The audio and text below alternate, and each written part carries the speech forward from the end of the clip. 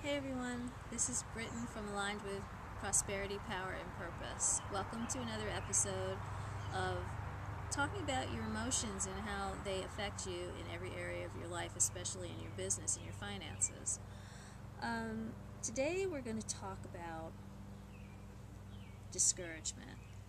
I had a really difficult time choosing, whoopsie daisy, what we were going to talk about today, only because there are three emotions. No, well, actually, there's two emotions that are so similar that it was pretty difficult to choose which one. The first one is despair, and the second one is discouragement, and they are similar.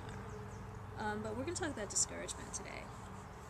I'm going to read you two quotes, and then we'll jump right in. The first one is, "We are troubled on every side, yet not distressed. We are perplexed, but not in despair. Persecuted, but not forsaken. Cast down, but not destroyed." That's 2 Corinthians 4, 8, and 9. And then I want to read you a quote by Dr. Charles Stanley. It says, "Disappointments will come and go, but discouragement is a choice that you make." Disappointments will come and go, but discouragement is a choice that you make. That's pretty powerful. We're gonna have lots of ups and downs and disappointments when dealing with other human beings in business, especially in business. I think the only other time we experience that those type of disappointments is when we're in a personal relationship with, our significant other. I think that's really the only other time that we experience that kind of disappointment. However, it says here that discouragement is a choice. And I know some of you are saying, no, it's not. It's not a choice. It's just how I feel. But the truth of the matter is, that's not exactly right.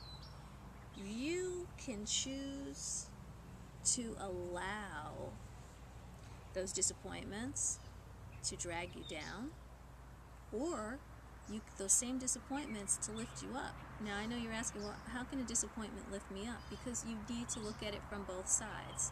There's a law, it's called the law of polarity, and for every negative thing that happens, on the opposite side, there is a positive thing that happens. Negative force, positive force. And the same thing goes with disappointments. You can have something that will really be disappointing, whether it's a person who disappoints you or a situation that's disappointing. You can either dwell on that to where you become so discouraged you don't ever want to try again, or you can take the lessons learned from that disappointment and totally eradicate discouragement. The choice is up to you and how you decide to deal with it. Now, I can give you an example. I run a video production company. Now,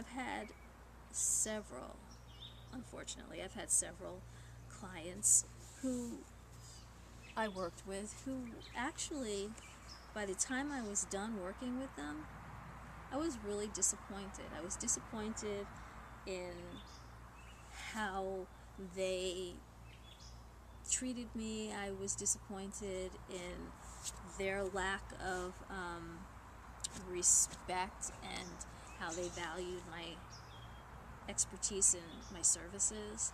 I was really disappointed. Now, I could have allowed that disappointment to fester and grow and become so discouraged that I totally would just quit the business, just totally fold my company and never make another music video again, and just never deal with anybody else again because I was just so discouraged. But I chose to not do that because, number one, who would I be serving? Nobody. I chose not to do that. What I chose to do is to look at each situation and figure out why it ended up that way. Why those people behaved in that way, and what did I have to contribute to that situation that either made them act that way or attracted people who acted that way. I had to do my own soul searching because I couldn't just point fingers at my disappointment. Okay, because usually when you have a disappointment, you're involved in it in some way, shape, or form. That's all there is to it. You want to, I know there's a lot of people who would say, oh no, it was just strictly all that person's fault. We always want to place blame. But we can't place blame, because if we're blaming somebody else and pointing a finger, guess what?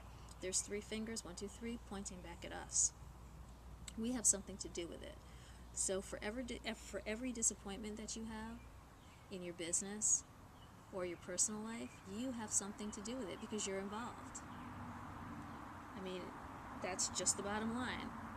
If you're alive and you're a person and you're interacting with other human beings, then you are going to experience disappointment. But you don't have to experience discouragement. That is a choice that you make. And my advice to you is the same advice I give to myself, the same advice I give to my children, is you can look for the lesson in everything that you do. I'm sorry, I got a little distracted. There's a groundhog, my groundhog, running through my lawn. Yes, I have a groundhog. He lives under my deck, and his name is Harry, and he just popped out and ran across the lawn to go, I guess, meet some of his buddies. Okay, I'm sorry. My kids tell me to get distracted easily, especially when I see an animal, and it's true, I do. Okay, so back to discouragement. You can choose to look for the lesson in the disappointment. Look for the lesson in the disappointment, and when you start to look at that lesson and really learn from that lesson, you'll find out that you have gained more than you've lost. You will find out that you have gained more than you have lost because you have grown. And that's the most important thing, that you grow. And then, even more important than the growth is to share that growth with somebody else. Just like I'm sharing with you right now, you need to share it with somebody else. Okay, so this is Britton, and I'm going to wrap it up for today with Aligned with Prosperity, Power, and Purpose, and have an absolutely amazing day. Bye.